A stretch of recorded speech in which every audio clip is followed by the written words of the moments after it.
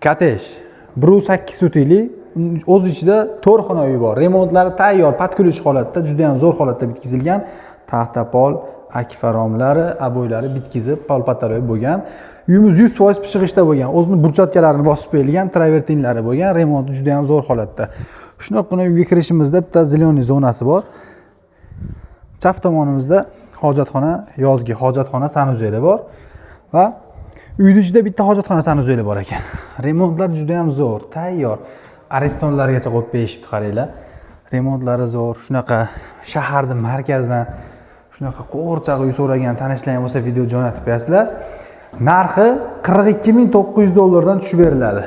Atiga $42.900. Pulni berasiz notariusda, nomingizga o'tadi.